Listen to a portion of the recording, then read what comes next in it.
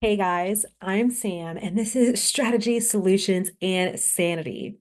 This is something totally new I'm testing out, so your feedback will be so invaluable. We're going to just go for it today. All right, so what will Strategy, Solutions, and Sanity be about? Well, if you're trying to scale your business, lead a small team, or serve big corporate clients without losing it, then this is going to be the place for you. Because here's the deal. I know that scaling a business can be messy. And I've been there, balancing all the things in life and business, learning the hard way and figuring out how to build something that actually works and is profitable and is enjoyable. I've found a lot of the advice out there for small businesses tends to be sorely underwhelming and extremely irrelevant when you are running a small but mighty team or working with big clients in corporate or in complex industries. So that's what we're going to be doing here, sharing the strategies, the lessons, and a little bit of chaos from my own experience growing my business team and helping others to do the same. So grab your coffee, settle in, and join me in my hot mess. I'll work hard to give you smart but simple and actionable strategies and the occasional reality check to help you scale your business with more profit and more sanity. So today, I thought it was only fitting to really kick off strategy, solutions, and insanity with a series about failing, a series about my own mess ups in business. So, this series is called The Failures That Made Me Lose My Sanity in My Business. Because sometimes we can fail forward, but oftentimes in the moment, it feels like you're just failing and falling flat on your face, and it sucks. And when others share their fails, it's often done in a very brag type of way, and so then you're just left wondering, oh, well, shit, I didn't fail that gracefully. Or how do I fail and win like you did? How do I move forward from this? Right? You're not really left with clarity in how to take your own mess ups and understand those lessons and apply them strategically moving forward. So I'm hoping that I can share some of my failures and my trip ups, but with real lessons that you can actually go apply in your business and hopefully see an impact and some difference in how you're running your business. Are you ready? So, failure number one is trying to impress others or follow the shoulds. I have been opening up about this a lot in my content this past month. So I really just wanted to take an opportunity to break it down and share a little bit more of the story behind this. When I started my business, I did a lot of shoulds because I wanted to come off kind of like a badass. I wanted to come off a certain way.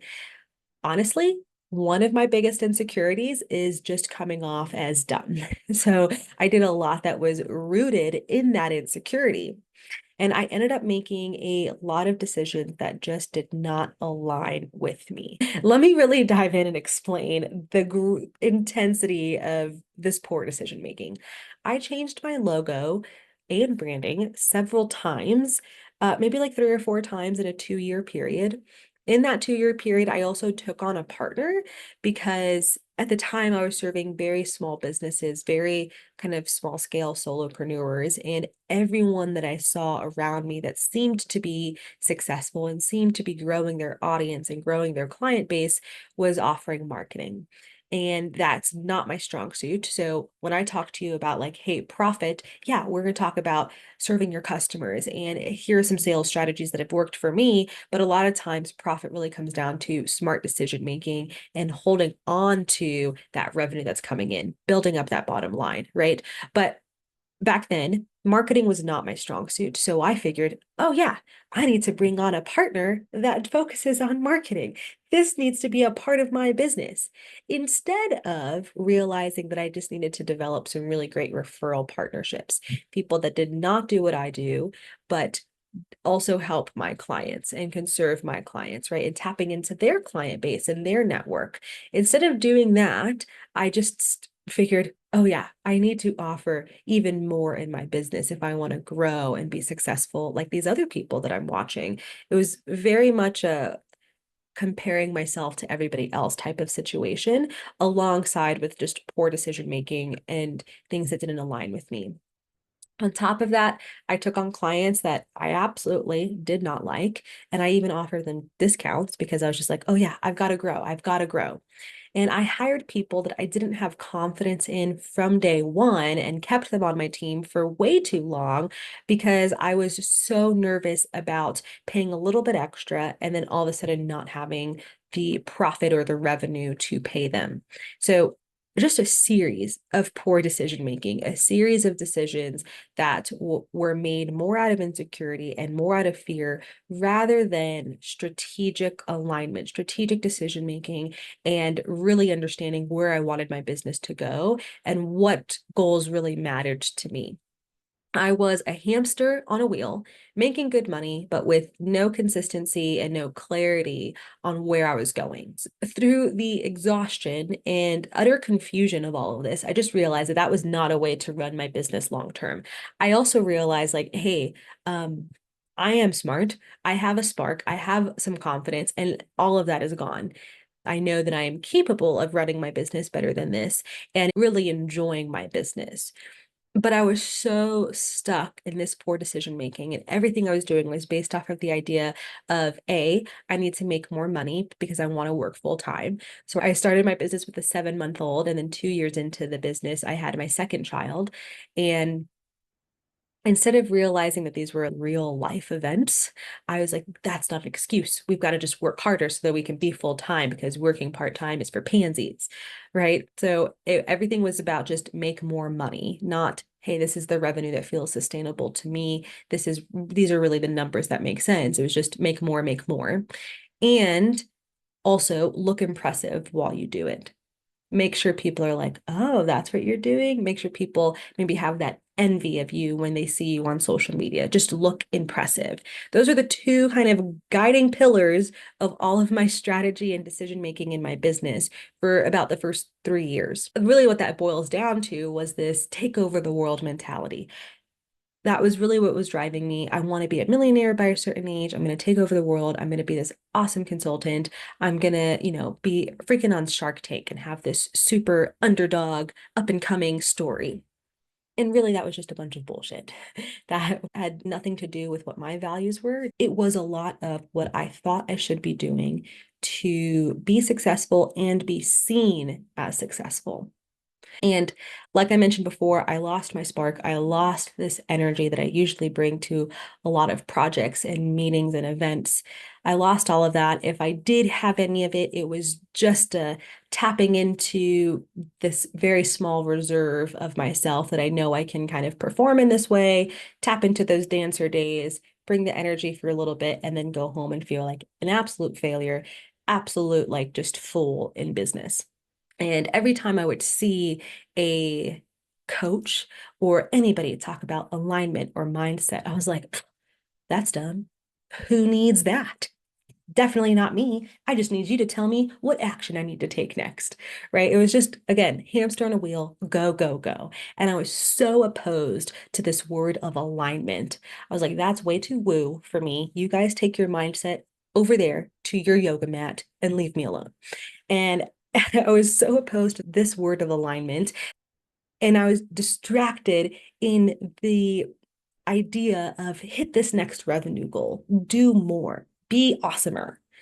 Instead of just realizing, hey, a lot of stuff I'm doing is already awesome. A lot of the strengths I bring to my clients and to my team are already awesome. There's some good things that I just need to refine and focus on more. So I know that what I'm going to say next sounds so simple. There's parts of me that are like, you should not even be doing a video on this. It's going to sound dumb. It sounds so simple, but maybe there's someone else like me that was so opposed to alignment and could not see that they were so out of alignment that they were running themselves amok in their business. So the lesson from all of this was alignment in your strategy and in your decision making is so important and so crucial. You have to be driving your business with hyper clarity around who you are and what strengths you are bringing to the table and what strengths you're missing and need to fill on your team. I know that sounds so simple, but it was a huge light bulb moment in my business when a lot of things started to turn around. And when that finally clicked, when that light bulb turned on, it was like, thank you, God, for the clarity and the focus in prayer to allow me to have this realization, to give me this epiphany. Because when this clicked, I understood my priorities. I understood what I was going after in my business, who I wanted to work with, and really what the why behind my business was. Oh, if, like when you see a business coach or you're doing your goals and your strategies and you're setting your vision. It's like, well, why do you do this? What's your big why? And I'm like, I don't know, to make money. Like that was my why for a long time, which, as you can guess, is not a good motivator. It's very fleeting. It's not a strong motivator. But when I had this epiphany about alignment in my strategy, alignment of my core values in my decision making, then all these big whys, these big motivators started falling into place. And so now my definition of success in my business is not about impressing others. It is about my values, what my husband and I want for our family, what lessons I want to be teaching my kids, and just clarity around that and bringing that personal side into business has also changed what goal setting looks like. And so whenever I do goal setting now, that leading question is, how can we make a certain amount of money doing the things we're good at and that we enjoy, and working with the people that we like? That's it. That's how simple strategy development can be in your business, especially when you are a consultant or you're a leader of a small team. That question eliminates all the shoulds around your decision making, all the shoulds that might be poisoning your growth strategy, and helps you get back to alignment in what you're doing. So, your closing thought today is, what would your business look like if you built it around the work that you enjoy and the people you love collaborating with? What's one thing that you can change in your business or in your team so you can move closer to that? I'd love to know in the comments what your answer to that question was, or if it just helped you find some extra clarity and a little bit more oomph to your business strategy. Keep an eye out for the next strategy, solutions, and sanity episode all about my failures. I'm going to be sharing my second failure in business, and you don't want to miss it.